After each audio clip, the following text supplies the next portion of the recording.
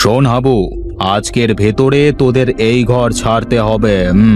আমার দুই ছেলে মেয়েকে নিয়ে এত মানুষ এক বাড়িতে থাকা আর সম্ভব না।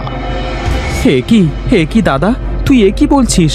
আমার মেয়ে আর বউকে নিয়ে হঠাৎ করে কোথায় যাব? সে কোথায় যাবি তা আমি জানি না, তবে আজকের ভেতরে তোদের এই বাড়ি ছাড়তে হবে। না না, বের হব কেন? এ বাড়িতে তো আমারও ভাগ আছে। তুই যেমন বাবার ছেলে, আমিও তো বাবারই ছেলে। তাহলে তুই থাকবি আর আমি কেন বাড়ি থেকে বেরিয়ে যাব? জানতাম তুই এই কথাই বলবি। বাবা মরবার সময় এই বাড়িটা আমায় দিয়ে গেছে। হে কি বলছেন দাদা? হাতে তো কোনো টাকা পয়সাও কিছু নেই। এখন কিভাবে নতুন ঘর করব বলুন তো? তা বাপু, আমরা জানি না। আমরা অনেক সহ্য করেছি, কিন্তু আর না। এখনই বাড়ি থেকে বের হবা তাই জানি। আরে শিবু দাদা, তুমি কি পাগল হয়ে গেলে নাকি গো? এই অবেলায় এত সহজ সরল মানুষদারে বাড়ি থেকে নামাইয়া দিছ? আরে নামায়ার কোথায় দিলাম ভাই বলো তো? এখনো তো টেনে নামাতে পারলাম না। যদি কথা না শুনে এবার টেনে হিঁচড়ে নামাতে হবে, আর ওইটারে নামানো বলে, বুঝলে? কি সাংঘাতিক মানুষ রে বাবা। হাবুদা, তুমি বরং কোনো রকম ঘিরে ঘুরে ওই তালতলায় গিয়ে থাকো।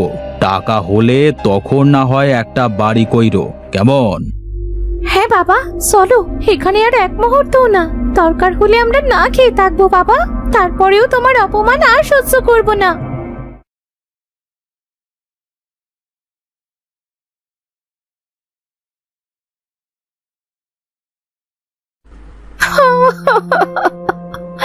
এই সিলু ওদের মনে তোমাকে সহজ সরল পেয়ে এইভাবে ঠকালো ওরা।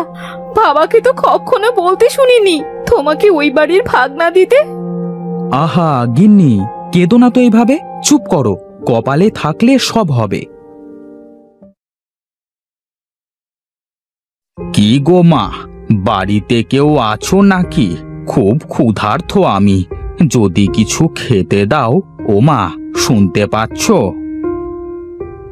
মরণ, দুটো খেতে বসেও শান্তি নেই। সে খাবারে আমাদেরই পেট ভরবে না, ওই বুড়োকে দেব কোথা থেকে? আহা গিন্নি, চুপ থাকো, লোকটা শুনতে পাবে তো। তোমরা খাও, আমার তো বেশি খিদে নেই। আমার খাবারটা না হয় বৃদ্ধকে দিয়ে আসি।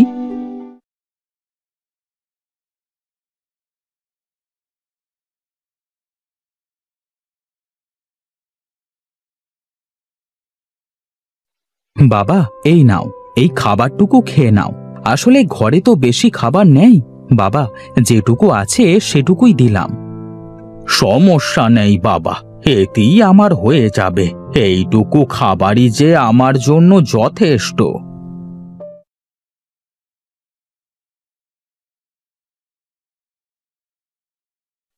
বাবা, যদি একটু কাজ পেতাম তাহলে তোমাকে আরো ভালো কিছু খেতে দিতে পারতাম, কিন্তু আমরাই তো ভালো খেতে পারি না।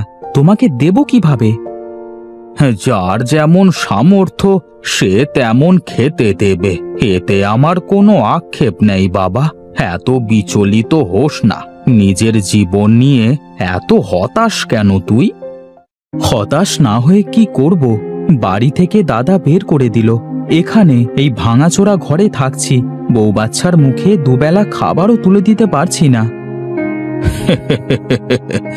মানুষের দুঃখের পরই সুখ আসে বাবা। সুখের দিকে তাকিয়ে দুঃখটা কাটিয়ে দিতে হয়। সেই আশাতেই তো আছি বাবা। একটা কথা মনে রাখবি, হঠাৎ পাওয়া জিনিসকে কখনো অবহেলা করবি না। যত্ন করে পরিচর্যা করবি, দেখবি তাতেই তোর সাফল্য নিশ্চিত। আজ আমি আসি, কেমন?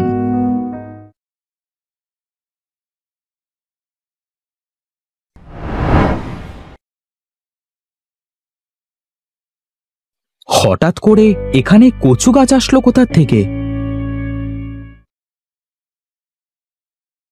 এই কচু গাছটা আবার কোথায় পেলে? সাত সকালে কচু গাছ এনে এখানে লাগালে কেন?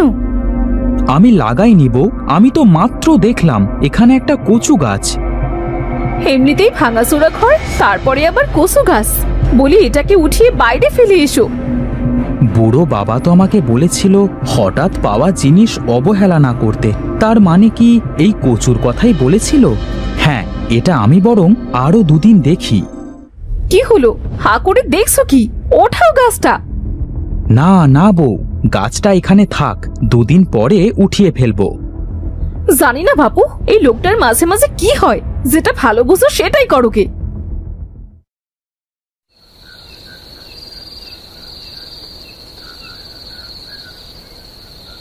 শুনছো?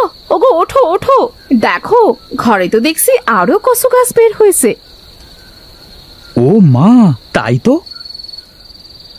বউ দেখো, কালকের গাছটা বড় আর এগুলো তার থেকে ছোট।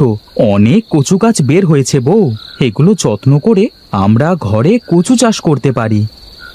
ঠিক বলেছো, এই প্রথম তোমার মাথায় কোনো ভালো বুদ্ধি বের হলো। বউ বলছিলাম, আজ না হয় একটা কচু রান্না করে খেয়ে দেখি কেমন স্বাদ। আচ্ছা, তোমার যখন খেতে মন চেয়েছে তখন না হয় আজ তাই রান্না করব। একটা কচু উঠিয়ে দাও তো দেখি।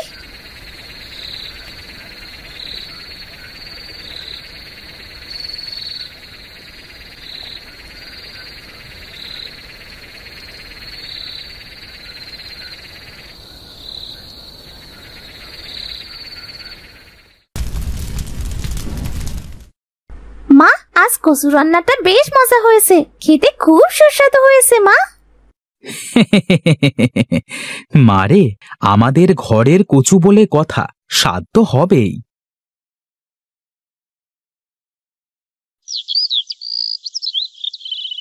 হ্যাঁ গো মা, এত কচু, সারা রাত আমরা কচুর ভেতর শুয়েছিলাম।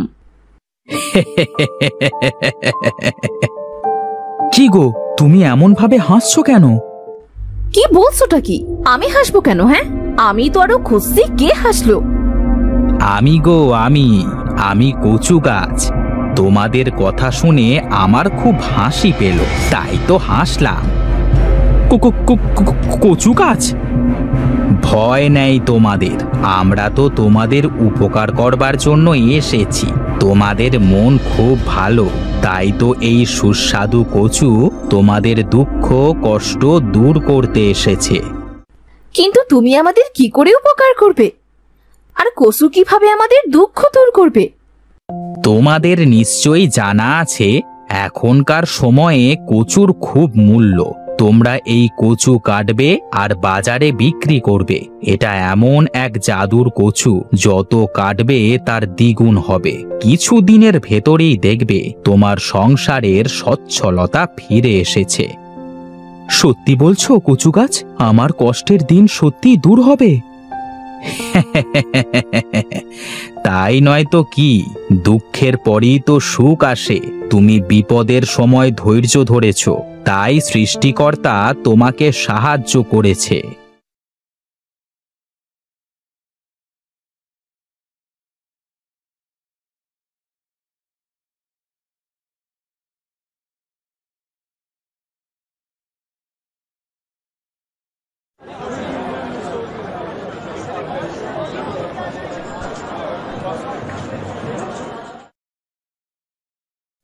বউ, ও বউ, দেখো কত বড় মাছ এনেছি।